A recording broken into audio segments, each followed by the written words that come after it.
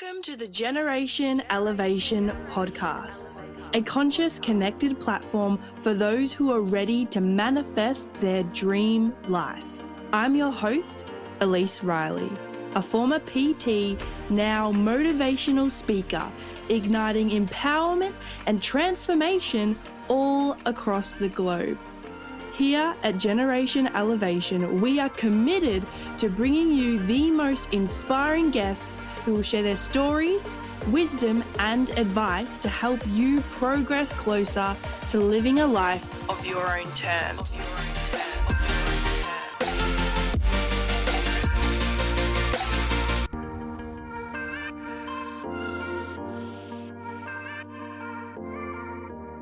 What's going on, guys? Today I have a extremely special guest with me. And he's an ex-Broncos player. He's also the founder of the Technician podcast, which helps others find fulfillment in life through tools, tips, and tactics. He's also a part creator of the Ripple Effect, a transformative one-day experience which focuses on embodying the divine, masculine, and feminine. Two things that I really love about this human is that the first day we actually connected, it just felt like I just met my brother, like my older brother. And the connection we have is just so strong. Like, I felt like I've known this guy for years. And when we get together, it's like we can't stop talking because we've always got something to say. And it's just so awesome. The conversation's always just epic. So with that said, it is an absolute honor to introduce to you my wonderful friend, Travis. You. Dude, what an intro. Yeah. Well done. And thank you. I definitely resonate with that. The connection was and is on another level. Yeah. You know, the soul sister vibe. So, that day that we met, we spoke for like 4 hours. Yeah. Went by in like 15 minutes. So, yeah, thank you so much for that introduction. I appreciate it. That is my pleasure. So, I wanted to start off today's episode with 2 things that you're grateful for this week. Grateful for the connections I've made from the Ripple Effect, the tribe that's been created through that. Yeah. And me stepping up.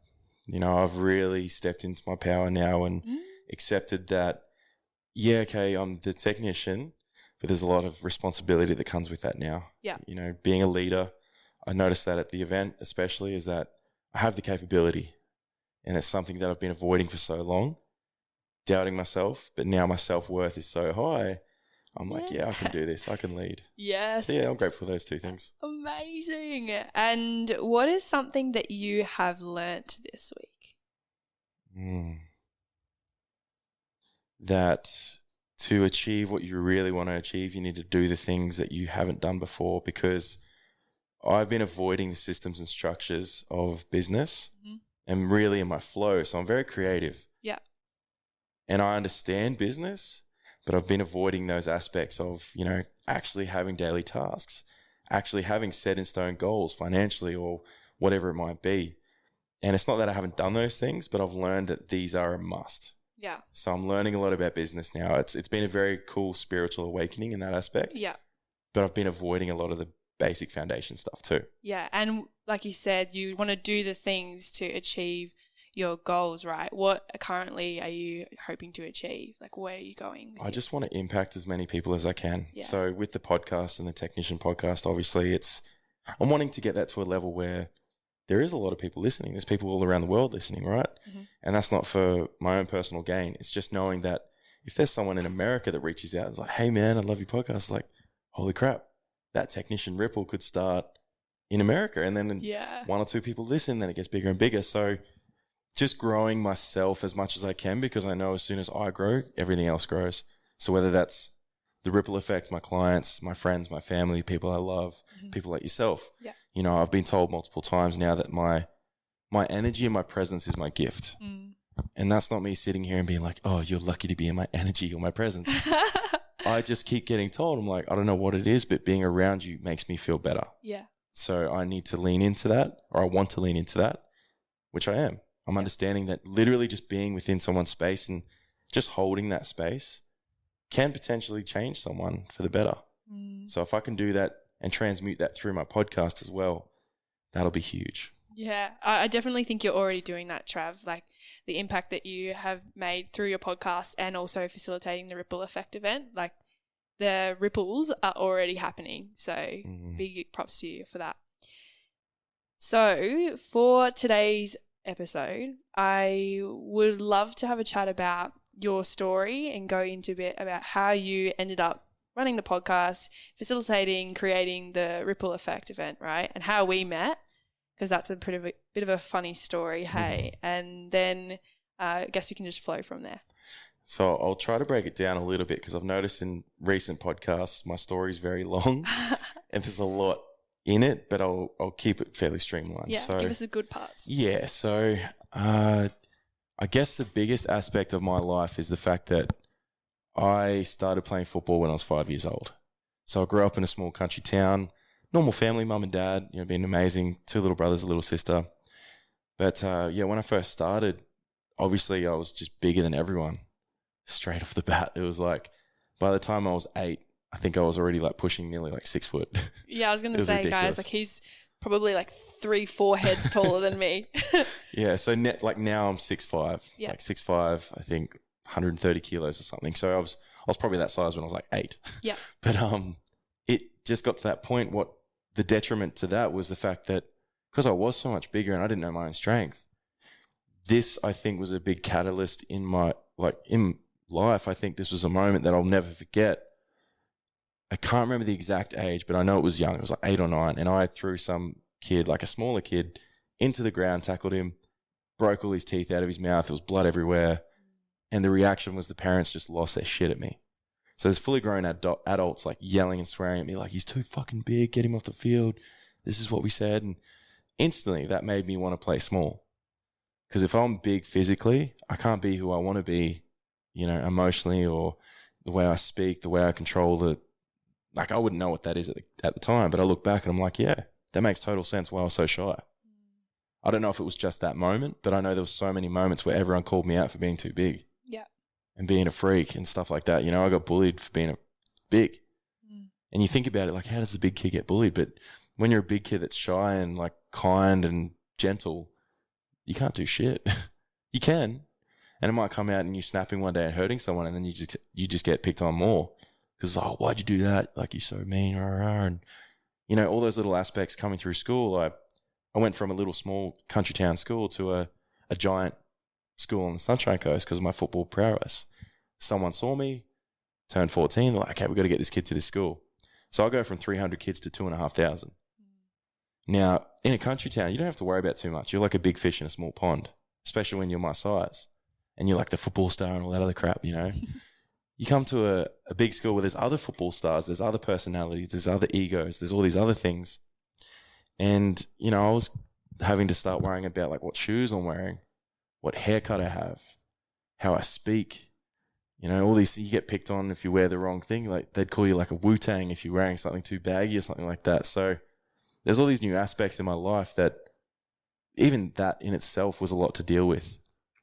So I started to develop a bit of my shyness got worse, and I got really anxious during footy and stuff because I think my environment as well, Dad, I love him. Like I've had an awesome upbringing and stuff, but I know now that when I'm around him or when I was around him, his ideologies and his conditioning on me, that created the monster at that time of being so concerned by what everyone thinks. And we spoke about this before where that's part of our lizard brain, is that survival aspect. Yeah.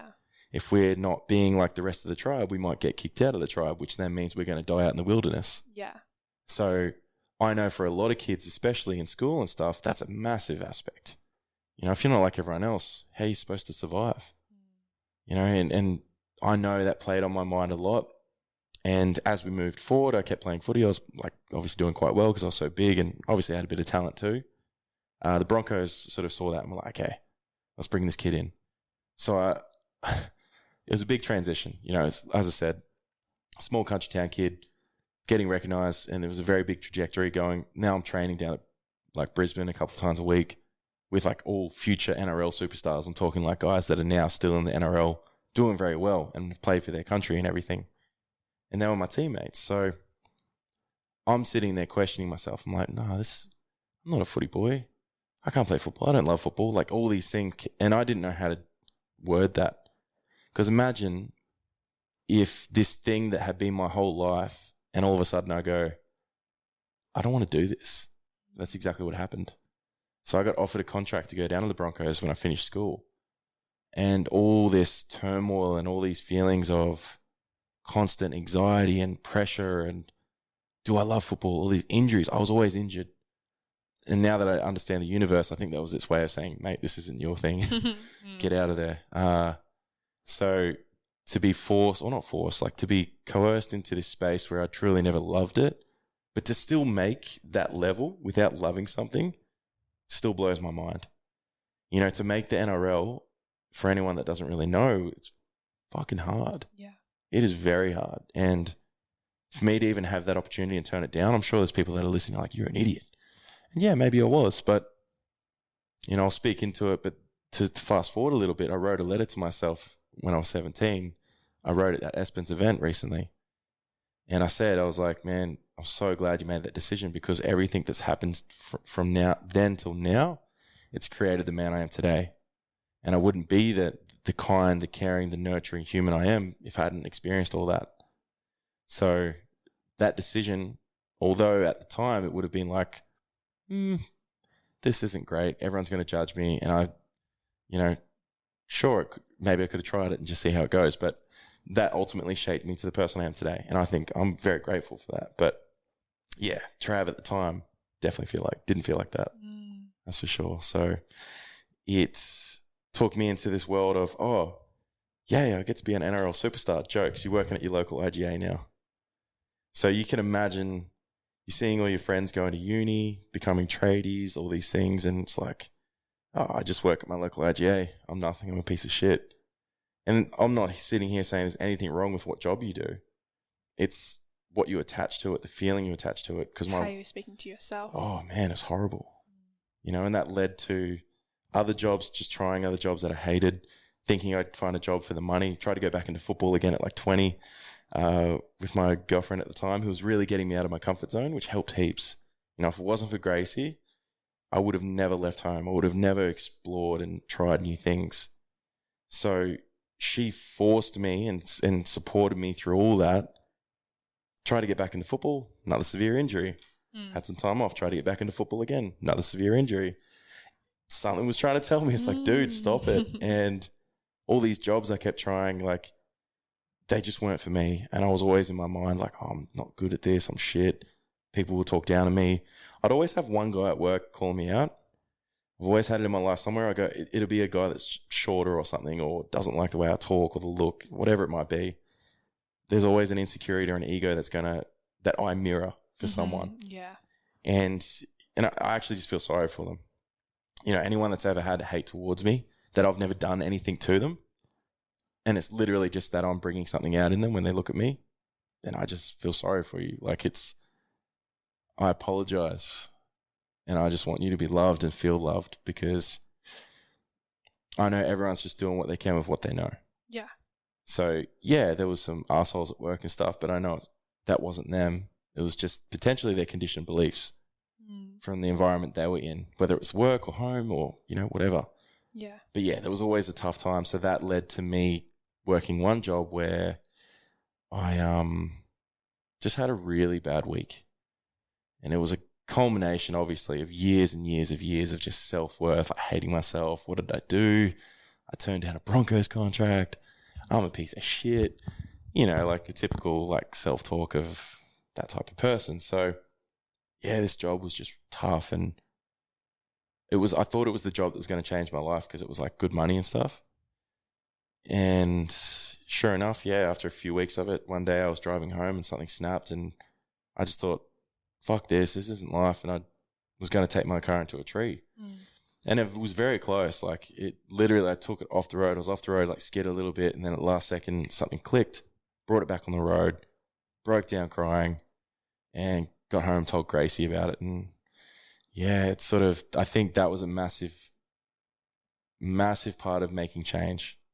That's honestly, I think back and I'm like, that's potentially when I started self-development. I started learning about YouTube and stuff, and again, back on a track, I was feeling good. And then Gracie and I went our separate ways and I had another severe injury. It was like this constant ebb and flow, which I think needed to happen. But while I was down in Sydney living on the beach and stuff with Gracie, we were engaged at the time. And after that happened, I destroyed my knee, like the worst injury I've had. And it was playing basketball, funnily enough. But I now look back and I'm like, this all happened. The way it happened, 100% happened for a reason. Because within 2 days of destroying my knee, I was back in Woodford because my best mate's brother was in Sydney in the army and he just happened to be driving back home. He's like, I'll pick your stuff up. So I've got my whole life in the back of his ute driving back up to my hometown to get surgery. And I got the surgery. I'm in bed for 8 weeks or something, just in pain, severe pain. Like I can't move. Mum's emptying my piss bottle. Like it's depressing. So it's a very, very dark time. But I know for a fact, that's when I decided like I've had enough. I need to change this. So I started a clothing brand, my best mate. And that I started getting healthier. I got a new job at Rebel Sport, a new Rebel that just opened up. Again, just Universal's providing. And yeah, every day I was driving to work, I'd listen to podcasts, Tom Bilyeu, Impact Theory, best thing ever. And then I'd come home, I'd work on my clothing brand till like 1 a.m. So it was full-time work and then a passion project. So that's when it really changed. So started getting into self-development, started growing, developing, went through some more things. Met my current partner, Tams, a few years ago now. And we went through some pretty tough times last year because she got locked out of the country. Yep. Thanks to old COVID. And again, another fucking black hole, never thinking I'd see her again. And I meet, I actually said, and I bring this story up all the time because it was this now holistic journey that I've gone on and this like bit of a spiritual awakening. Yeah. Do you know Jordan Potts? I've heard the name. I keep hearing that name everywhere. Yeah. So he owns Exalta up in the Sunshine Coast. Okay. So 4 days before I met him, I'm on Instagram and I'm showing Tams like on FaceTime. It's like, I'll send you this profile. He's awesome. He's really been helping. Like, his contents have been helping me heaps. I really want to meet him. 4 days later, an old mate goes, hey, do you want to come to the Kiwana Farmers Markets? And I'm like, oh, no, I'm too depressed. Like, I don't want to go anywhere. But something told me, I was like, no, I'll go. I'm standing there around about 8 o'clock. We've been there for an hour or so. We're just talking and this dude walks up. Jordan Potts, Yoda Strength at the time.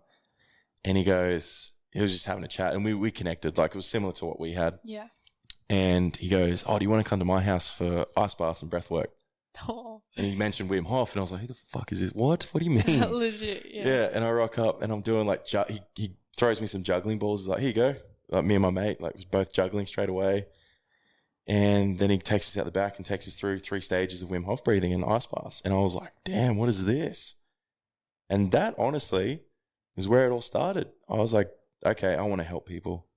I want to get into, there's a different way. Like I think I'd started my Cert 4 at the time, thinking PT was like the way. And then I started thinking more into it. I was like, nah. And I was walking along the beach after going on this journey for a couple of months. And my best mate, Christian, goes, I love the way you try to rewire my mind. You're like a technician. And that's where it happened. So it was just this progressive little things happening for me, coming into my life. I took the picture the logo I've got now with the screwdriver and the wrench over the guy with the brain, that just came to me in the shower. And I was like, messaged someone on Fiverr, hey dude, can you make this for me? He made it in like 2 days, got a poster made up and it sat in my living room for 7 months. Wow. Before I did my first episode, which was, April this year, I think. And how many episodes have you done since? 23, I think. Cool. Which is like not much really when you think about it. But that's the beauty of it, right? Like since starting the podcast, that was the best thing I've ever done in my life because I've now met, my best mates in Todd and Rip. Me? Yeah, you're right there. I'm all right. But again, those connections that have just built this whole, what I'm doing now. The ripple effect wouldn't exist without the podcast, I believe. Yeah.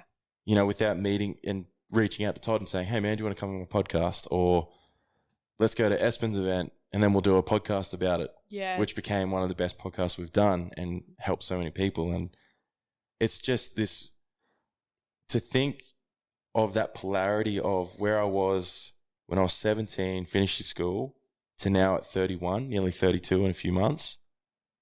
It's crazy to think that obviously there's a lot more in there, but I didn't want to go too deep on that. But it's just funny to think that although you might be in a really dark space, eventually if you do the right things and do a little bit of work, look at what can happen and just surrender. Like, what did I read before? Everything I have is with me now.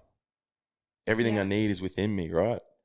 And it's the same with everyone. And I think that's why I love the technician stuff so much, because it's literally just providing the tools, tips, and tactics for other people to heal themselves. Yeah. It's not me sitting there and saying, I can help you, I can change you. I'll give you the tools to do it yourself. But I'm no better than anyone. We're all equal in my eyes. Yeah. So if I can give them some sort of inspiration or ideas or tools or some inspiration I've used, and they can take that to go help themselves, and that's even better. So yeah, I guess in a short nutshell, that's kind of why I'm at this point now. Yeah, epic. And so, like, I know you were mentioning how your whole identity was based around being a rugby player, and then having all those limiting beliefs and conditioning and things like that, saying you're not good enough, and especially coming away from that into like working in a place like IGA and coming into retail and having your whole identity based around like Trav, the rugby player, this big guy, and then to have that taken away. And like you said, you were engaged as well, so that would have been a hectic time for you. How have you gone from like that time in your life to then where you are now? Like when I met you, you're kind of just getting into more of the spiritual, like personal development space, and now you're creating an event like the Ripple Effect. Like how do you get from one end of the scale to the opposite end? Personally, I believe stepping into the spiritual world has helped so much. You know, I think everyone thinks it's all woo-woo. Yeah. And it's only like 60-year-old women with dreads and, you know, like tie-dye clothing that are into it. Yeah. And it's like, what are you talking about? Energy? What? When it's like science and spirituality are actually very similar if you really look into it. Like the metaphysical world and science is becoming closer and closer as we move forward, and understanding that we are energetic beings, and if we're sitting at a certain frequency, we can actually attract certain things into our lives. So if you look at the Hawkins scale of consciousness, I know maybe not many people will know what that is, but if you're listening, have a look at that and just see, like, for example, if you're vibrating at, say, a level of joy, when you look at the scale of consciousness, it's like 700 or something, right? I think there's maybe it's nice and high. Yeah, what does it go up to, like 1200 or something? Or enlightenment's, I think, way up. Yeah. Enlightenment's number one. But when you're in joy and like fulfillment and all that, you're just feeling good. You're looking good. Like you just feel good all the time. And you actually emanate this sort of like energy. You know, when people talk about auras and stuff. Yeah.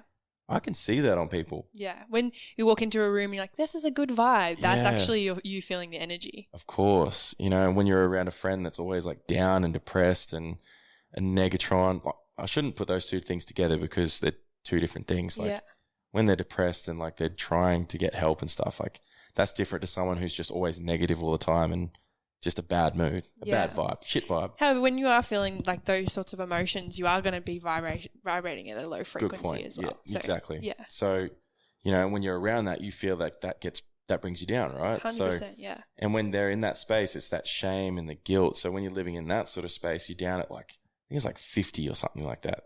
So when you compare that to 700, so you can imagine when you start thinking about that sort of stuff, like I started learning about Bob Proctor, and he started talking about frequencies. And I was like, what is this? And I started learning more. And then I went to that event with Megan at the Knowing Effect. Yeah. Because I started a Bob Proctor course with Vivian Paul. Yep.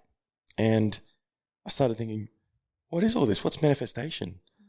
What is, you can think of what you want and then you can attract it into your life. Like, what? Yeah. So all these things started coming in, and I was like, cool, I need to go deeper on this.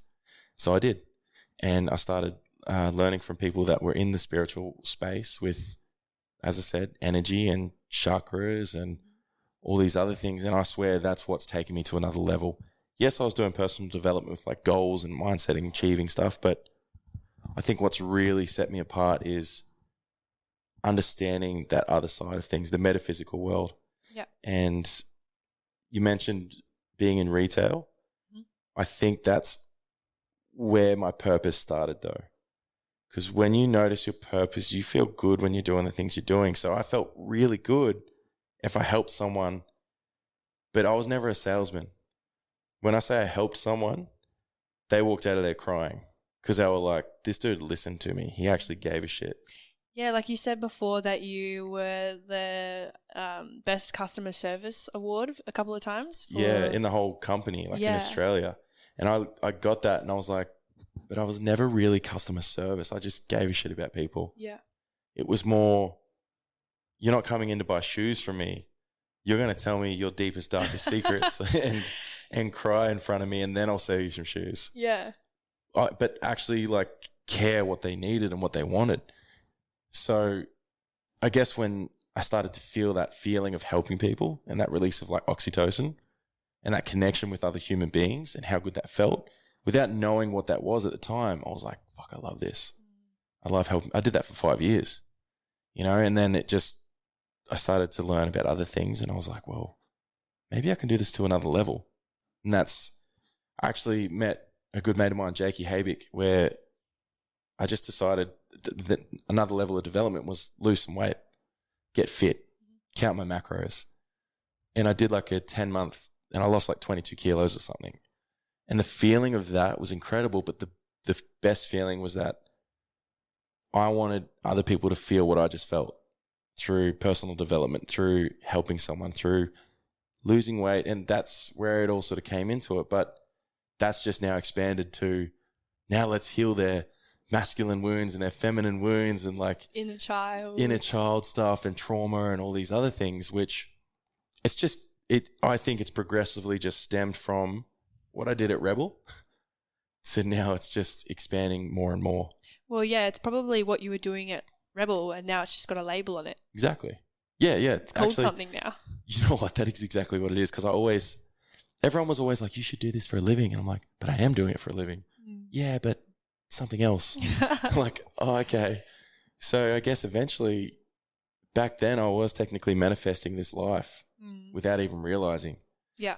I know subconsciously something in me deep down knew I was meant for more. Yeah. Because I've never fit in anywhere. I've always been different in a way. I've always felt like my purpose was bigger. My purpose. And you talk about purpose and everyone's always like, what the fuck's a purpose? Can't find my purpose. And then I heard, I think it was Espen when I first heard it, was like, your mess becomes your message. Yeah. Or your pain becomes your purpose. So it's like, I never want anyone to feel what I felt when I didn't know what I was or who I was. Because I lost my identity once I quit footy. Yeah. I was Trav, the football player. And then that 17 years of an identity was gone in one decision. Yeah. And I don't know if you know much about it, like the stats or anything, but the suicide rate within ex-athletes and stuff is extremely high. Wow, really? Yeah, so because you can imagine if someone's trained from 3 or 4 years old to be a basketball player or a swimmer or a sprinter or something, and then they get to 21, 22, they're partying, they're like, oh, life's actually really cool when you get to do what you want. I might quit this other thing that I've been doing for so long. But then they quit that, and then all that structure of waking up every day and training with your teammates, having a coach to tell you what to do, having everyone just pander to you and hand things to you, all of a sudden you got to do shit by yourself. Yeah. Which includes sit in your own feelings and thoughts, which are pretty scary. Well, yeah, you have more time to think. Exactly.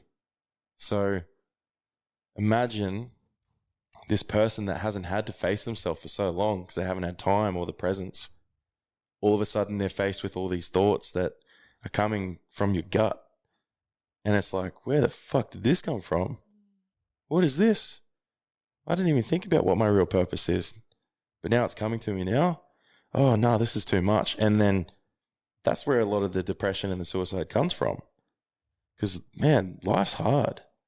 It is very hard. And I understand because I've been there to get to a point of such bad depression because I didn't know what job I wanted.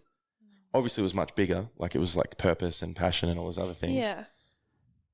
But to think that there's people out there right now hurting because they hate the job they're doing. Yeah. That hurts me. Yeah. And that's why I have created this podcast, to have people like yourself come on, young people that are creating success, doing the things that they actually love doing. And like you said before, like life is hard, but it depends on the way you look at it. Like you could be in a job that you absolutely hate, and like 5 people could watch the same movie and get different takeaways from that. So it's like change the way you perceive the movie, change the story, and change the belief around that experience. So it's like, yeah, life can be hard, but also all you have to do is look the other way and look at the positives of all the takeaways and how this is happening for you, not to you. Mm-hmm. And what you've just told me through your story and your spiritual awakening, like completely cleansing your ego from that like footy base to then the technician, right? That all happened for you. All the things that happened to you happened for you, which is so cool. And I would really like to know for the listeners as well, especially I could imagine getting out of the football industry and then working in retail and getting to where you are today. All those limiting beliefs around like worrying about what other people think, like what would be your advice for those people listening that are potentially in that same situation where they're like, yeah, life is really hard right now? It's a great question because it is probably the most common thing, right? We talked about it before again, when we'll bring it up. The fear of judgment holds so many people back. Yeah. Because it is a survival instinct. It's ingrained deep within us, like our parasympathetic and our sympathetic state. You don't want to be judged. You don't want to be kicked out of the tribe because then it means, fuck, you're by yourself. You got to survive and thrive by yourself without all these supports around you. So trying to fit in is such an important thing, well, perceived as an important thing, right? And I believe that the best way to overcome that is to repetitively get out of that comfort zone. Yeah. Because it is a comfort zone. It's easy to fit in. It's easy to fall in and do what everyone else does. It's also easy to not go to the gym. But what happens when you go to the gym consistently? You get stronger. You do bench press. You get stronger in the bench press. Yeah. You do the reps. So imagine if you consistently got out of your comfort zone and did shit that made you uncomfortable. How much easier does it become? Your nervous system gets stronger. You don't react to things the same way you did. So if you're consistently doing these things and getting out of your comfort zone and doing the reps and doing the work, it is literally as simple as that from my personal experience. You know, the more I did it, I was fucking terrified in my first episode. I didn't know what I was saying. I was sweating. Like I was so nervous. And now I can sit and talk like I've done this for my whole life. Yeah. Because I've done it so many times now. Yeah. So I can easily relate that to literally any aspect of life. Like you're going to become a better swimmer if you swim more. It's like learning how to drive. First time you do your driver's lesson. Exactly. Like, holy shit. Yeah. Or like your public speaking. Look how good you are now. I'm sure you were terrified your first time. Yeah, definitely. Everyone is. Like we keep hearing, public speaking is the number one fear. Yeah. Death second. What? Yeah, true. So you would link fear of judgment with public speaking. So you would think that fear of speaking public, fear of judgment is one of the biggest things that holds so many people back. Yeah. Which is crazy. To think that people worry about what random people on the street think of them, that blows my mind. That like you're worried about what car you drive because of randoms see you in that car that will probably forget about you in 0.5 of a second. And yet you're going to think about that as you drive. Like really think about those situations and think about how stupid they are. Actually, I shouldn't. There's no judgment on it. Well, it's like in the past, that 100% was me. Like I'd be going to the beach and I'd be worrying about the way I looked in my bikini, right? I'd be like walking into the water. You know how you like awkwardly walk into the water with the sand? Definitely does not look like Baywatch. Yeah. And yeah, you walk into the sand and you're like, oh, this is like not graceful. Right yeah. And you're thinking about, oh, everyone's looking at me. But you think about the amount of people that walk into the beach, how many people you remember the next day that you saw? Literally or the next none. 10 seconds. Yeah, exactly. So at the end of the day, what you see in other people, you see in yourself. So if, you're seeing someone that looks amazing and they're really confident and you're looking at them and being like, wow, that's so cool. I'm sure many people are looking at you, Trav, and what you're doing in the world right now and being like, that is so epic.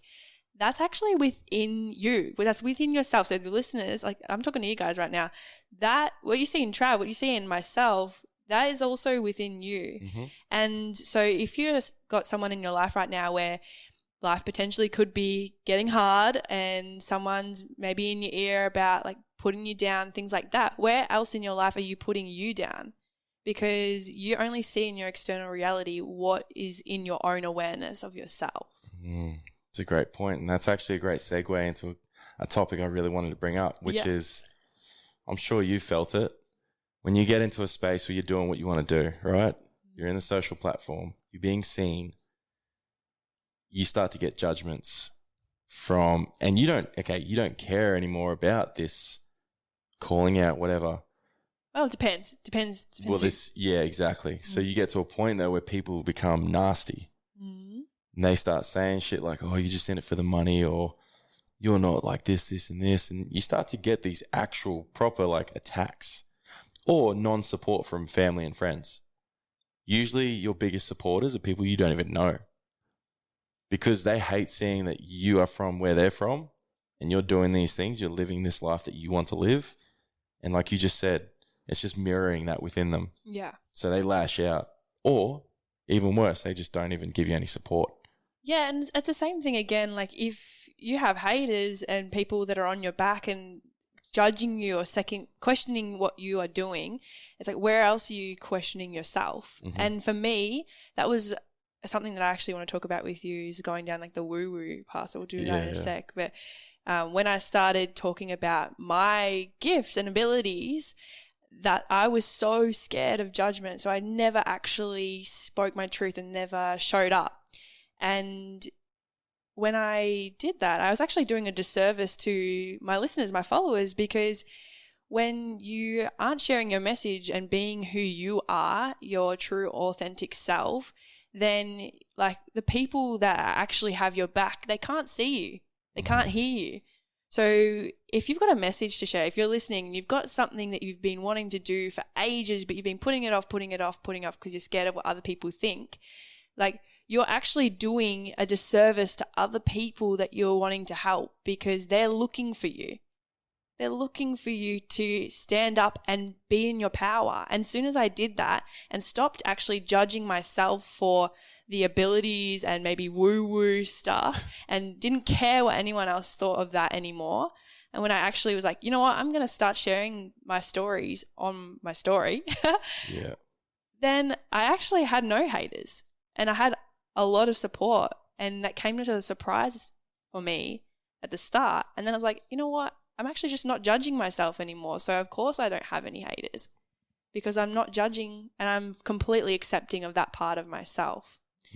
So with that said, Trav, I'd actually like to go into the spiritual world for a minute and the woo-woo, especially I would love to hear from a male perspective how you have gone delving into that and potentially like dealing with, like you said, haters or people that judge you for like especially from the footy world, going into more the spiritual stuff and working with Espen and Todd and things like that. I'd love to know your experience. It's been interesting. And I mean, sure, there's been days where I get frustrated because it's like, just why don't you just like this stuff, like, because it's helped me so much, breath work, it's changed my life. Ice baths, it's changed my life. Meditation, grounding, being in nature, like all these free things, right? That's probably the frustrating part, where it's like most of these things that make us feel so good and help us and heal us are free. We just don't get taught that. But yeah, the experience has been interesting. I mean, I get mostly support. Yeah. I feel like I've always had really good people around me. I surround myself with a good environment. But like you said, as soon as you speak up and become your authentic self, those ones that shouldn't be around, they leave anyway. So you get to create this awesome circle of people because you're now you. You are the real you. You are speaking from your truth. You're stepping into your power. It actually becomes a lot easier to talk too. You don't even think. You just say what you feel. And being authentic has been the best thing I've ever done. Not saying that I wasn't authentic before, but there was definitely some shit I wasn't saying, and I was holding back. And now, like you said, having so many people reach out and be like, Trav, what you said the other day on the podcast helped me so much. Dude, that means way more to me than having someone say, dude, what are you talking about? That's weird. Because, yeah, sure, you get that stuff. Like the event that we had with the ripple effect, that was a lot. That was intense. And people see these videos and like, what are they doing? Why are they screaming in each other's faces? Like, and sure, like that's fine. But I think what actually is starting to happen, I'm noticing, is that lead by example and those will follow. Even if they're really against it. If they see you becoming a person they want to become and like, how's he doing this? Oh, he's doing it because of this. Of course they're going to want in eventually. They're going to want to come down to a stillness session on a Sunday and do a little bit of breath work. Originally, their answer to me coming that was, oh, I know how to breathe. You know, like, so now it's like they see the change. They want to be the change because they see what I've done and the change that I'm implementing and, you know, affecting by creating the podcast and the events with Toddy and Rip and the other guys and yourself and meeting people. Like, look at the tribe we've created. Yeah. Look at the tribe we created with the ripple effect because we all are just on that journey. Yeah. So, and the same old cheesy saying of your vibe attracts your tribe. It's so true. It is true, hey? Yeah. So my experience of stepping into this space has been incredible. And obviously I fully believe that breathwork's helped a lot of my trauma, you know, a lot of my depression and stuff like that because it brings me so present. You know, I'm not able to be depressed because I don't even like going into my past anymore because I'm so present. Right now, you're the most important person in my life. Yeah. Because I'm here. Yeah. I'm not thinking about what's happened yesterday with some car crash or something or that didn't happen now. I was going to say, whoa. But that's a great example, actually. I brought that up because Todd and I went and did some breath work with Jackson Tippett not too long ago. Yeah. And after that experience, we're both driving home in Toddy's van from Noosa and we're just driving, went through this roundabout and this dude in the inside lane just comes straight into us. And really? Todd was like, whoa, that was weird. And I was like, yeah, that was weird. And we just pulled over up in front. The guy pulled up behind us and he was like, the guy gets out and he's like full like terrified. He's like, oh, Jesus, what have I done? And he's got family in his car and we were both chilled as we're just having the sickest conversation. And Todd's like, nah, it's all good, man. We had a look at the side and it was a bit dented, but a little buff out. And we both just like, oh, all good, bro. Like shook his hand and he was like, what do you mean? What? He was like shaking, but we were both just like, oh, it's all good. It's all good. We got back in the car. I don't think we even talked about it. We just went straight back to the conversation we were having. Like you think about it and it's like, if you can handle a situation like that and respond like that, not react, because your nervous system is so trained to the point now where it's so calm and present, you can't really feel much. You're not going to have to step into anger because you can look at that situation and be like, it's all good. It's just an accident. Like, he's a nice guy. He's got family and stuff. Like, we don't know what he's going through. Yeah. Maybe he was thinking about money and he just lost sight of concentration for a second and ran into us. Yeah, well, it's like what I was saying before about the ability to see the movie from a different seat. Exactly. And you choose your state. Yeah. You know, I can sit here and choose how I feel. Yeah. Sure, I could sit there and think about how annoying life is right now with everything that's going on and be like, oh, screw this, screw that, look at him, look at that. And I'm going to get into the state that comes with that train of thought. But yeah, and that's going back to that comment that I said, yeah, life's hard. But then was going to go into, yeah, it's hard, but you don't have to see it like that. Just because the things externally are hard doesn't mean that you can't be so present and happy within because you get to control that. Yeah. We have control of so much. Yeah, and it's also like that what you focus on expands in regards to like the reticular activating system in your brain. When you start choosing things that are easy, like choose to see only easy things in your life, only good, right? Then your brain is going to then rewire itself to only see good and only see easy. So you see less of the hard. And that's why I'm like, oh, like life can be hard sometimes, but then just seeing it how this challenge is or the trigger is happening for you. And that's because I've spent years retraining my brain to see the opportunity rather than to see like the pain and potentially like the block. Yes. From what I want. And just to reiterate on that, guys, I know I've had this comment before, and it's like, yeah, but what if like a family member dies? What am I supposed to see in that? You're not supposed to. Just feel that pain, feel into it, work through it, come out the other side and live on with life. Like, remember that person for who they were, the life they lived, and never forget them, obviously, and honor them, but honor them with moving forward and just getting stronger and getting better. Like, you're allowed to still feel feelings, right? You're still allowed to feel like shit. Yeah. We're not saying we're sitting here like some floating yogis that never feel pain, or like we're always positive no matter what, which we are. I feel like I can't even remember the last time I had a bad day. Yeah. Because like you said, all I focus on and all you focus on is all the good shit. Yeah. So usually that's all that life gives us. That's the universe provides, right? So I genuinely can't remember the last time something bad happened. And at the same time, I think that's all about gratitude. Like, going to extreme circumstances where people pass away, it's like having that gratitude for knowing them and being able to cross paths with them in this lifetime and experience love for them, because that's what we're all here for, right? Like, to love at the end of the day. And love can be really amazing and feel awesome and happy, and love can also be painful, and at the same time it's still love.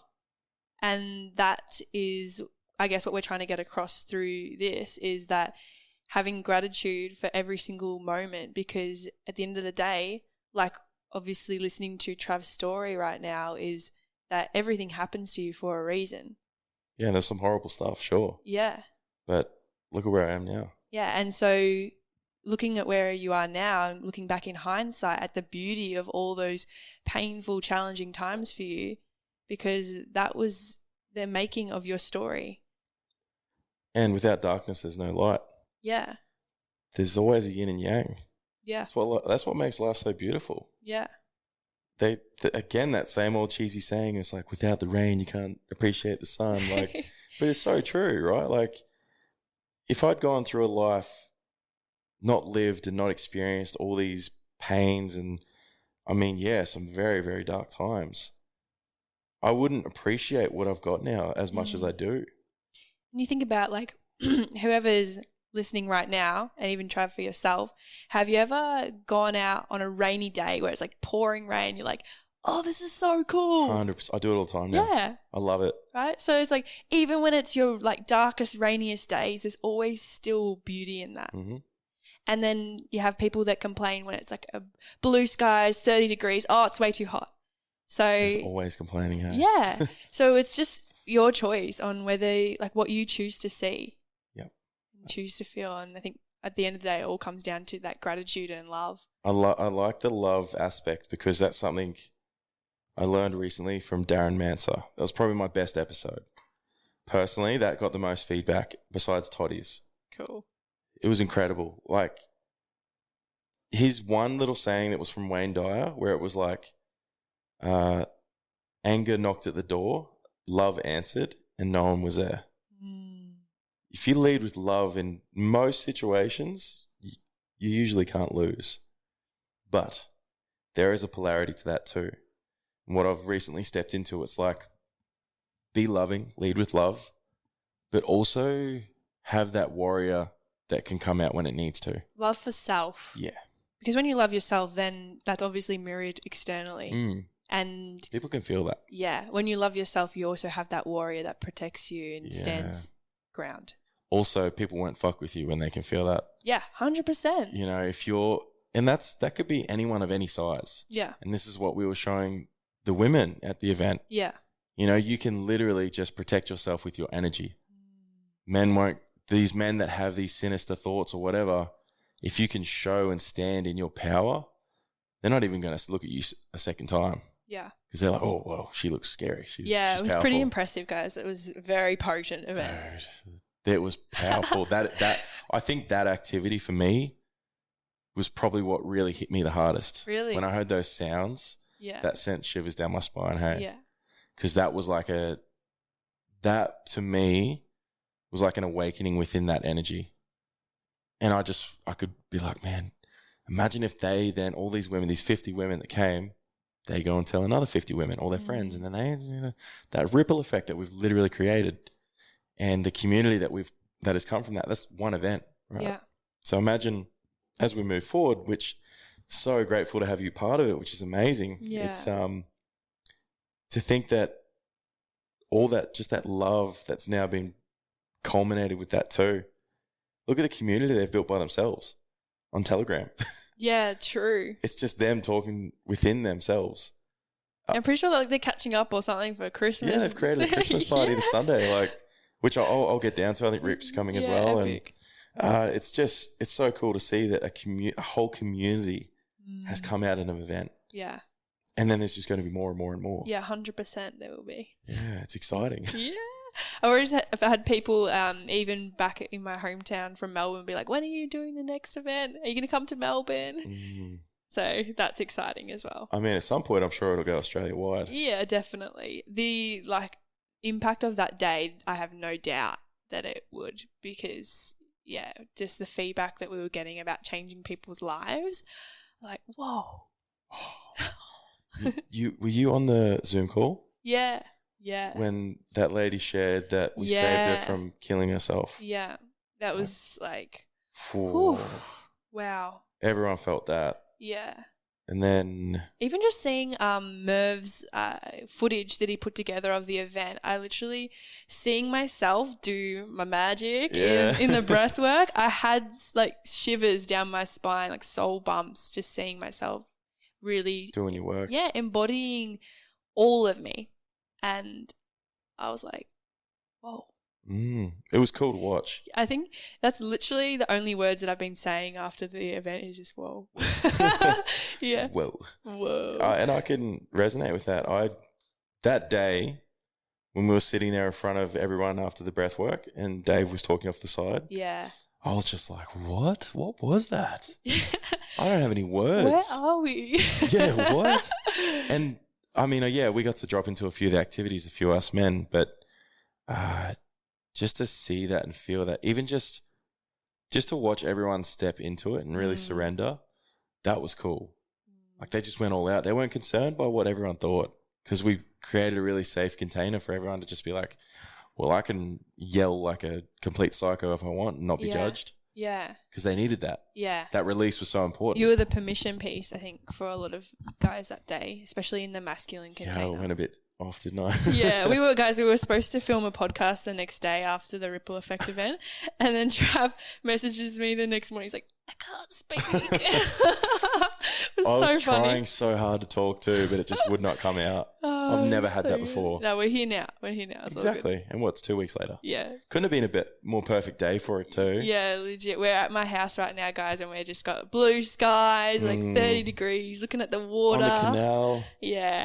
What a spot, man. Absolute vibes. And that's the life though. Like, and I mean, you've created this. I think 100%. that's one thing to realize, is that I don't think either of us have really been handed any of this. You know, it's been tough. It's been, I don't know about you personally, but this entrepreneur lifestyle where you're working for yourself and having to create your own opportunities and all this sort of stuff. Man, there's some days where I'm just like, fuck this, I give up. I'm just going to go work at Rebel again and just get a paycheck that's normal. I know where my money's coming from. I know how much money's coming in this week. You know, like it, I'm not saying that life's easy. Yeah. It's just that to me, that would be easier than this. Yeah. But I love this. Yeah. So there's a difference. Yeah. I think the like conditioning of like, going out and doing it on your own and having to put yourself first. Like I don't know about you, but correct me if I'm wrong. Like I would say my experience has been, I've grown up being taught that I need to make sure everyone else around me, my friends, my family, are all good first, and then it's okay to invest in me and my goals and dreams. Yeah, you can't be selfish. Yeah, like, you're never going to be successful. You don't go to uni, right? Yeah. Wrong. So, follow like other people's projections onto you and that conditioning of like, you need to do this and this and this to then go do this. Whereas, when we take a step back from that, and I can resonate with your story and say like, actually putting that time aside for you and your mission can be really scary, because it's going against the grain, and what you said before, it's being different.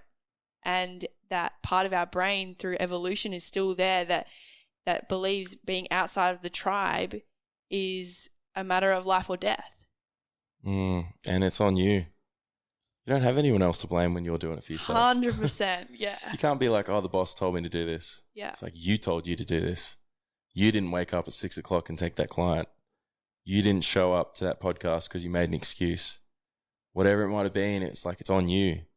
So, and I guess that's with every part of life, right? You didn't show up to the gym because you made an excuse. And I think it's that, I think there needs to be, as much as I've stepped into this holistic style of, you know, coaching and helping people and making a difference, there's still very much space for the mindset style. So there's I see that there's mindfulness and there's mindset. So the goals and just get up and do it and grind and stuff like that. I feel like if you meet in the middle there, that works really well, because if you don't give people just good, hard advice and just tell it how it is and stop fucking around and just tell them, look, mate, you're making these excuses. I can see it. I can hear it, you know, and some people just need that type of coaching or to be told that way. 100%. I think there's a huge trend in the coaching industry of patting people. Yeah. And it's like sticky because it keeps clients on for an extended period of time. And I know you're the same as me, Trav, with clients. It's like, nah, we're here to get results and get things done. Yep. Like, I don't want clients sticking around for more than a couple months. I'm like, all right, you're in and you're done. Let's go kick ass. Dude. Right? Rather than just, oh, it's okay. Like, you know, maybe next time. Maybe try. I've almost created a problem for myself by doing that. Oh, really? It's like I do my job too well. Yeah. In a tech talk and I don't see him again. It's like, hey, bro, are you okay? I'm like, yeah, I'm killing it. I don't know what happened, but okay. Yeah. Okay, cool. Do you know anyone else? Yeah, literally. So, and I mean, I love that. I love the fact that people to think that some people can literally talk to me once and then go on and just do their thing. That's all they need. It's amazing. Yeah. And look, it's fine. Like, I'm not going to sit here and be like, oh, but I need money. Because, I've come into a space where my conditioned beliefs coming up as a kid was money's evil. You're a scumbag if you're just doing it for the money or whatever. There's so many different beliefs around. Money is the root of all. Yeah, evil. When it's like, no. It's, look, there's some bad people out there with money, sure. But most of the wealthy people I know are actually really lovely. Yeah. And they do what they can to help others. A great example of that is Morgs. Yeah, 100%. Look how much value he gives. He's doing well with life. He would be classed as the typical success story, right? Yeah. And success is subjective. No, or objective. Can't remember. Whatever you believe success is, that's true to you. Yeah, subjective. So my success is... Okay, so for my success, I explain it as I'm doing what I want to do and I have freedom. What do you want to do? I just want freedom. Yeah. I want freedom. To be able to say that I was coming here on Wednesday, today, and it was just a whole day of connections. Yeah. And being on a podcast, and I've got a podcast after this to help you guys, right? Yeah. And see you. Yeah. How am I supposed to do that if I have a job? I mean, I have a job, but it's my job. Yeah. So it's like a 9 to 5. Yeah. It's a job. It's a life I've created. And I think about it every day and I'm like, holy shit, I don't have to wake up at a certain time. I don't have to go to bed at a certain time. I don't have work on a Saturday, so I can't attend that birthday or that wedding or... The ripple effect Christmas party. Yeah, right? Like, there's just so many different avenues of making money and in a beautiful way, but also understanding that money is just a unit of choice. It's energy. It's fun tokens. It allows me to make a bigger impact in people's lives. And I'm not sitting here saying I've actually not made much money at all, but I'm on my purpose and I know it's coming. Because I've created that platform. So my foundation right now is very, very strong. Yeah, like you've attracted so many people on the same wavelength as well. The network is crazy. It's wild. Yeah, and then the abilities, my skills, my opportunities, it's all there. That's what I had to build. So I had to struggle for the last probably 6 months or so. It's been a struggle. Yeah. Like I'm talking surviving every week. Yeah. But because the main commodity I needed was time. Yeah. That's all I needed. I needed time to edit my podcast. I needed time to research my guests. There's a lot of time that goes into podcasts, as you're already finding out.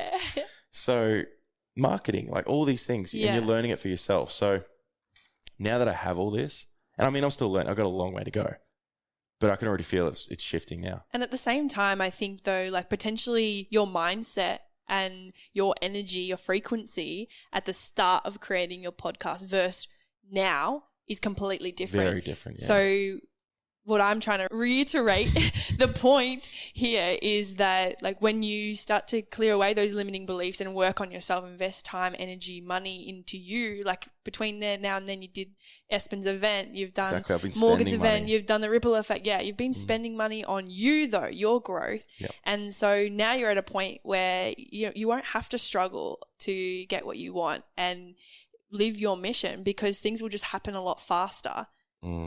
And doing personal development is the best thing you can do. 100%. Why are people so scared of these workshops and experiences and stuff? Like Morgan's event, 3-day event next year in March. Oh, it's going to be so good. The value in that. Like I would spend that same amount in 3 weeks on groceries. Yeah. You know what I mean? People will probably spend that in one weekend going out. Yeah, well, I think we were figuring out the payment plans and things for that, and it works out to be like 2 cocktails a week. Yeah. And like, seriously, if you can't afford 2 cocktails a week, like where are your priorities? Like literally, or a really good meal at Commune that we just had. Yeah. For 2 people. Yeah. Yeah. Yet you can put that into a weekly payment and you're about to do an incredible and change event, your life. Change your life and meet some cool people. Yeah, I came out of that event literally a new human. I was just stepped out of those doors like boss woman. All right, you. Yeah, like, you can tell. Decisions made. Like we've known each other for what, 3 months? 3 months. I think we met in September. Look, and as powerful as you were when I first met you, you're a different person now. 100%. For sure. Like, I'm sure maybe, am I different too? Yeah, 100%. Yeah. Yeah, no, I feel it. I didn't need you saying that. Yeah. No, like honestly, it's crazy to think that, okay, yes, it's 3 months. Yeah. But when you really think about it, for me, it's been 6 or 7 years. Yeah. You know, like I've been putting in some work subconsciously, and there's things that I remember that I'm saying right now that I actually learned from Tom Bilyeu when I was listening in 2016. You know, they're just things that were trapped in my subconscious, and now they're coming up because my throat chakra has opened up. Ooh. Yeah, chakras. You know, and again, anyone listening that's like, what the fuck is a chakra? And again, energy centers within the body. Yeah. You know, so these things, I can't sit here and scientifically deliver them like Toddy does. Yeah. Just know that they're real. Yeah. Joe Dispenza, guys. Look him up. Yep. Joe Dispenza or Dr. Espen or... Yeah. Geez. There's another one, a really good one that does epigenetics. Bruce Lipton. Ah, yeah. So if you look into Bruce Lipton and epigenetics, and that's what Todd broke down in one of my episodes, where basically it's the process of our cells being able to regenerate and heal anything. As long as you change it with your mind. Yeah. Like what? Yeah. You can heal, like, I think it's like every 7 years your cells regenerate. Yeah. So yeah, that sounds about right. There's things like Todd, the things that Todd's gone through and nearly dying from ulcerative colitis. And yet now he's Espen's like protege and he's just an absolute beast. And he nearly died a year ago. Like it just, that is the power in belief, the power of positive thinking. Yeah. That's a great book, by the way. Yeah. And it all, you know, you always hear it. I used to always hear about these books and be like, oh, what do you mean power positive? What are you talking about? And I get it. I do get it, because if you have a reaction to these certain things and they actually trigger you a little bit, maybe you should look into it. Maybe you're being triggered for a reason. These are things that keep popping up and you're like, okay, maybe it's time to look into this. Yeah. Maybe it's time to look into meditation. People keep hearing meditation, like, oh, fuck off with your meditation. But man, how good's it been for you? How good's it been for me? Look at the things that Cool to Be Conscious has created. Yeah. The boys are doing incredible things. I feel like they've been the bridge in the gap. Yeah, They've made it cool to be conscious. Yeah. It is now cool to do breath work and meditation and ice baths. Yeah. You know, there's obviously a lot of people that have been doing it, but I know those boys, Rue and Rye, have been at the forefront of it and doing some beautiful things. So it's now that it's becoming a cooler thing to do this. It's exciting because it's like, man, we're going to see a change. That's what we need. We need connection. We need energetic connections. Yeah, especially during a time like we are living in currently. Well, how good does it feel to hug someone? Yeah, I love a hug. How good? There used to be a guy I used to work with, and he'd be like, I'm a hugger. And everyone would always be like, what are you doing? Don't hug me. But now I'm like, I hug everyone. And the way Aubrey Marcus explains it, or Zach Bush, we are suns. All of us are like literally like the power of sun within each one of us energetically. So when you step in and hug someone, you're actually stepping into the aura of a sun or like the power of a sun. So when you connect, that's why it feels so good. When you really give a proper hug, like a conscious hug, not just a little one arm over the back, like, hey man, like actually get in and feel each other's breath and like heart. Holy crap. It can change your whole state for the day. Yeah. Literally try this, guys. We're with, I don't know, your partner or your mum, your dad, whatever. Just your creepy roommate that's standing next to you. Yeah, potentially your dog even, or your cat.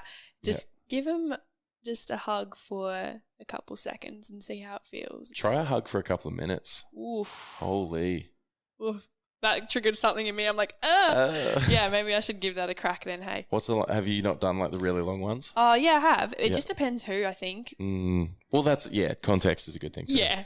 Don't go around like hugging everyone for that long. But if you've got someone you really love, you get a lot of love for, and there's that connection, really feel into that, because a good long, like, I hug the boys like Todd and Rip. Yeah.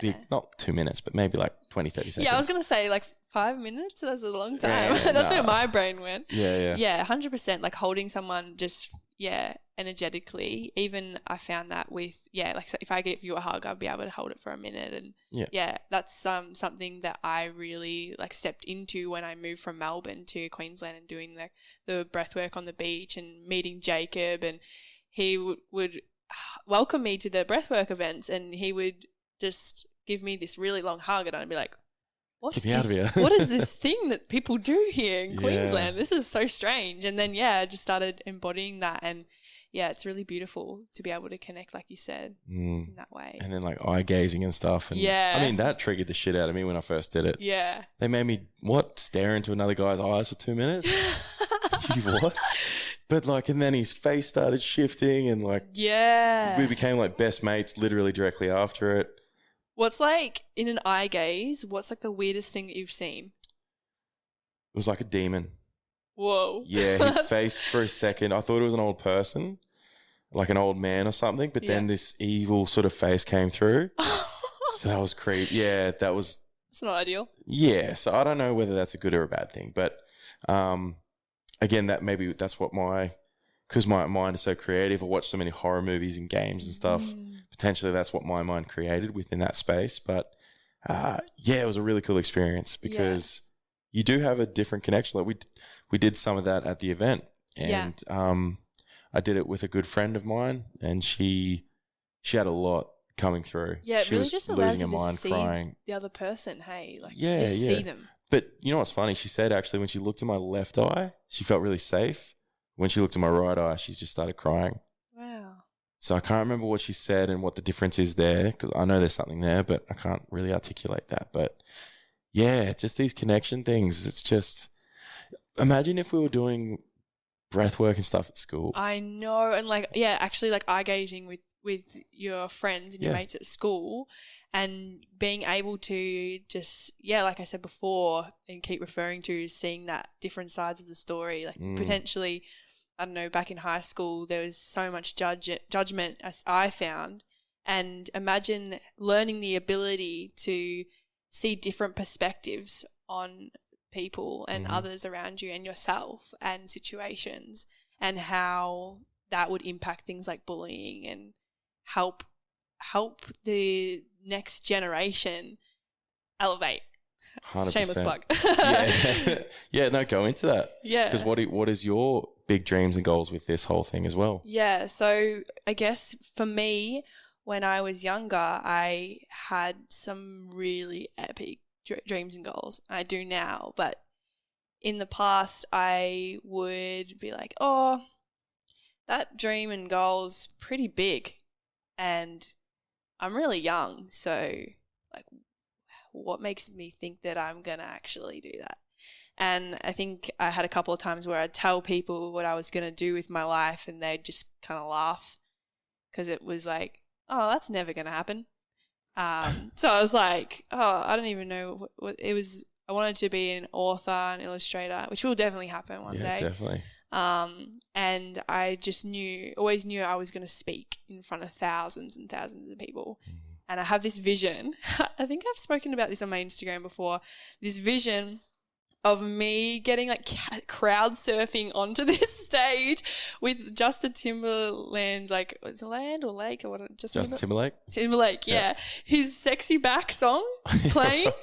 That's why I got Morgan to play it the other day when I spoke. Oh, because I just said, didn't that just happen recently? Yeah, but I'm like, this time I'm crowd surfing onto the stage. Right, okay. And then I'm like dancing and the vibes are just super high. That's my vision. And I'm speaking about something and I'm not specifically sure what it is at this time. However, I know that this podcast is a huge part of the start of that, I guess. And the reason why I started this podcast is to help people potentially that were in the same position as yourself and myself, where their whole identity is based around this one thing and that gets taken away from them, or they see something better for themselves and they don't want to just live in society's standard of success or other people's projections on what they should be doing, or living their life worrying about what other people think, and actually encourage and elevate people and their frequency so that they can choose, like they have a choice of what they want to do. And yeah, bringing people on that are creating success and living the life of their dreams on their terms, and moving away from mundane ways of living so that they can spread their mission.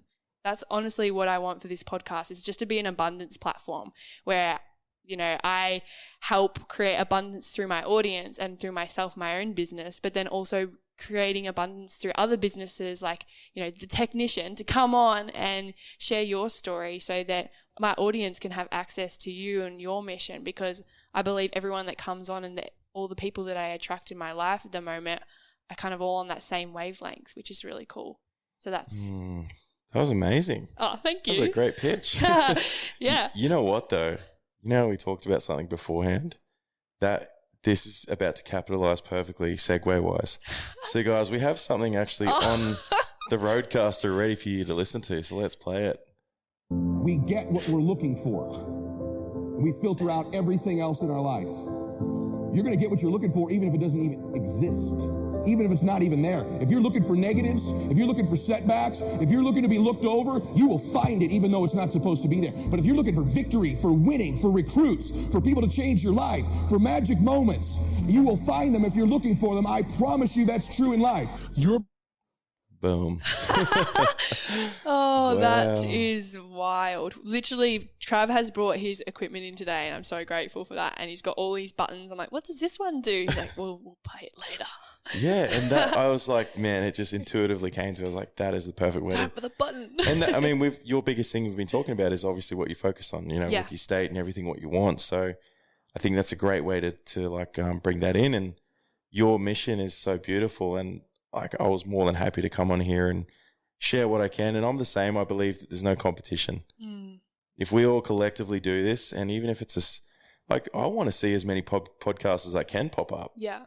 I'm not like, no, someone else has popped up. I'm going to win. I'm going to beat you. So that's an abundance mindset. Exactly, right? And I know I'm going to win because of that mindset. Yeah. Not that I'm going to dominate everyone. I just believe there's a space for me. There's a space for you. Yeah. There's a space for Benny that I'm going on next with the Stable Man. You. It's like, yeah, shout out Benny. Best audio guy in the game. And he also makes really good scrambled eggs. Oh, did he cook up for you? Yeah, after the ripple effect. Son of a... Well, he was great on the barbecue too. Yeah, he was. So yeah, and it just... That's what I believe, is that like there's always going to be someone doing, like, what do you think happened when like Henry Ford created Ford? There was going to be other cars pop up and try to do the same thing, right? But this space now with all this holistic stuff and breathwork and ice baths and all that, I love that. I love that everyone's starting to step up and people are stepping into this space. Obviously, you want the right people doing it and the right, I guess, mindset behind it, what they want to achieve with it. But the wrong people will get found out anyway. Well, at the end of the day, there's no right and wrong. It's all about just focusing on what you're doing. Yeah. And if you're focusing on your mission and what you're sharing in the world, then you're going to start attracting people that are on that same mission. And like I said before, like obviously we've attracted each other into our lives where we just randomly met at this networking event. I'm like, I need to be your friend. Shout out Dion. Yeah. And so just attracting people that are on that same wavelength. And I find, that competition aspect, I used to really get caught up in that when I was younger, and to now knowing that if I start worrying about other people and whether they're doing the right or wrong thing, I'm actually taking the focus away from myself. And like I said, I keep saying is that when you whatever you focus on expands. So if you're focusing on all the other, maybe if you're a coach, other coaches in the industry, or all the other podcasters in the industry, or, like for example, if you were a tradie, you're probably going to have a lot of tradies on your social media feed. Or if you're a model, you're going to have lots of models on your Insta feed. If you, I don't know, like if I'm a coach, right? I've got a lot of coaches on my feed. So it's really easy to be like, oh, there's so many coaches out there. And what makes me think that I can do a podcast and do the same and what everyone else is doing? It's like, actually, the people that I'm following is such a small percentage of the world. And even though there is a lot of coaches that I'm attracting into my space, I'm only attracting them because they're like me. Doesn't mean that they're going to rain on my parade or whatever, because if I'm focusing on me and I've got the purest intentions to help elevate the next generation, right, then that's what I'm going to do. And I'll attract those coaches and other people that are going to help support me do that. Like, for example, yourself, Todd, Morgan, people like that have the same mission, same direction. And for those of you out there that are coaches, that are trainers or whatever, I can totally resonate when, you're looking through your feed, and it's like easy to compare yourself to other successful people in the industry. However, there are so many people in this world, and even though like someone else might be doing something a little bit different to you, there's always something about you that you can bring to the table that no one else has. It's just finding that within yourself. Yeah, that's really well put. The best analogy I heard was Toddy's roommate, Chris Walker. Shout out, Chris. He goes, there's many different flavors in the ice cream store, and not everyone likes the same flavor. Yeah, so true. Like there is so many humans out there. So there's plenty of coaching to go around. Yeah. You're exactly right. If I heard something before on Aubrey's podcast, Aubrey Marcus. Oh. Shout out, Aubrey. Jeez. One day he'll be listening. One day he'll be on here. He will definitely be on here. He's on my dream guest list. Yeah, he'll be on. And I think I don't know if it was him or Zach Bush that said it, but don't ever be an anti anything, because that just lowers your state. Just be pro life. Yeah. Just focus what you said on the good stuff, and you'll actually elevate everyone else. Yeah. Focus on all the cool shit you can do and the things you can control, and just bring that to light, and everyone else will follow suit. Yeah, follow what feels good. And if you are letting yourself be seen, you'll then attract the people that are looking for you and looking for your help. 100%. Yeah. That's, the old me wouldn't have posted that video I posted the other day of me screaming in Spencer's face. That was really cool though. But it's been shared nearly 100 times. Yeah, I think I shared it too. It's crazy to think. I mean, I hope they weren't sharing it to show my man boobs or anything, but no. I'm joking. I don't care. But it just makes me think people are seeing this stuff. Yeah. Because I'm putting it out there. Like you said, if you're not putting your authentic self out there, the people that may have needed you may have never saw it. Yeah. How are they supposed to find you? Yeah.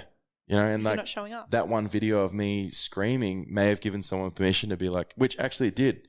I had about 3 or 4 men reach out and be like, bro, I've been thinking about doing this for ages. I'm going to do it now. Nice. Not the event, but just a release. Yeah. Even if it's just screaming into your pillow. Yeah. Just. Even I do that in the car sometimes.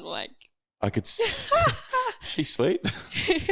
But yeah, I resonate with that so heavily. It's that if you have a story or you feel like you have things you need to tell, funnily enough, my good friend is actually a client. Marcello Cello, shout out to Cello from Sydney. He's done about 5 tech talks with me now. Yeah. And his growth within that time. Wow. So what I got him to do last night, which is something he's really struggled with, get on the camera and speak into it, because he has some amazing things to say. Yeah. He does almost more personal development than I do. And he did it. It was a 1-minute-long video and it was awesome. Cool. It was awesome. And he said just from doing that and sending it to me, unlocked something. So I know he's going to change people's lives. He's got it in him. It was just about me giving him permission from an outside source and just saying, hey, bro, I believe in you. Let's do this. And then keeping me accountable. And I think that's why coaches are so important. That's why I have a coach. That's why Todd's my coach. Yeah. But then I get stuff from Rip as well. I get stuff from so many of my good mates. I get stuff from you. Yeah. And actually, that's something to speak into. I know we've probably gone a bit long, but that's okay. It's the big thing is that I see that a lot of men especially have ego. Yeah. So they might not want to learn from what are you, 21? Yeah. They might not want to be like, oh, I don't want to hear from you. I know more about stuff than I do. You're a 21-year-old girl. But dude, you know so much and I've learned so much from you. Yeah. Because I'm willing to learn. Yeah. I don't have any ego. I'm not like, oh, no, I know more than that. So be willing to learn in every situation. Walk into a room. I'm always happy to be the dumbest person in the room. Yeah. Because I know I'm in the right place then. If I'm the smartest person in the room, I'm in the wrong place. Yeah. Always developing, always open to learn. And yeah, just willing to just take that ego away. So yeah. Yeah, amazing. And just to wrap up for today's episode, Trav, I just wanted to finish on a question. So are you ready? Yes. Cool. If you could finish on one piece of advice for the listeners today, what is one message you want to leave with them? I heard one of my guests say this. It was, let your heart be your compass. A lot of stuff I do now, I feel into it. I don't think into it. So allow your heart to lead when you feel that's necessary, because if you think into everything, you're going to avoid so many beautiful things. If people thought into what our event is and thought about what they have to do during it, they'll talk themselves out of it. Yeah, those limiting beliefs. Yeah. So now a lot of the time, that's why I just sat there. I wasn't thinking. I just let my heart speak. Yeah. And I felt that. And I was like, well, that's the message. That's what's helped me so much. I watched Todd when I ask him certain questions and he'll just he'll close his eyes. He'll be sitting there for like 30 seconds. Sometimes like, dude, did you hear me? He's going to speak. Yeah. But he's allowing himself to feel. Yeah. And then what he says sometimes is so bloody profound because he took the time to respond more so than react. Yeah. And he also listened to his heart and didn't think about it. I mean, yeah, you have to think as well, but feeling, I feel, has helped me so much in the last 3 months. So yeah, that would be my ending message. You. And before we finish up, where can my listeners find you? Instagram is the best one for sure. It's just under the Technician or Travis Cochran. But I'm going to clean up my YouTube as well because I like people being able to see it. The podcast is just the Technician Podcast. And I do have a website as well. So thetechniciancoaching.com. Cool. Yeah, so there's some stuff in there. There's some actually episodes in there that I made my first paid content. Yep. So it was like episodes that it was just pure value. It was like I got guests on like Toddy, like experts in those spaces, the foundations to fulfillment. Yep. So they're there as well. They're a bit extra. So they're just really value based. And I thought, hey, my value's gotten to that point now where I can ask people to support me. So that's there if they would like it. Yeah, cool. I invite them to check that out. Amazing. Go check it out, guys. Thank you so much, Trav, for being on my podcast today. It has been a pleasure. I've definitely looked over to you and what you're doing with the work at The Ripple Effect and the Technician Podcast. You're amazing. I love you, brother. And we'll definitely be doing another one soon. Thank you so much. You killed that and I love you. Thank you. Thank you for being a part of the Generation Elevation community. If you enjoyed today's episode, make sure to leave a 5-star rating, written review, share, and tag me on Instagram at elise.riley. Until next time, keep loving, keep learning, and keep rising.